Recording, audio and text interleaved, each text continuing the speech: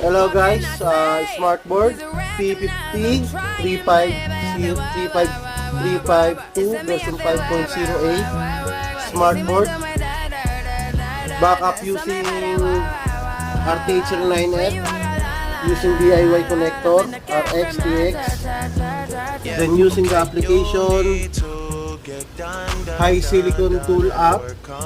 Okay.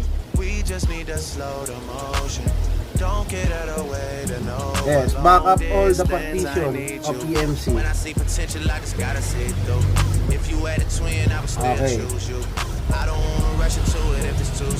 High tool 3751 version 350, high 3751 version 351. High tool application, backup smartboard using RTX09F programmer. Thank you guys.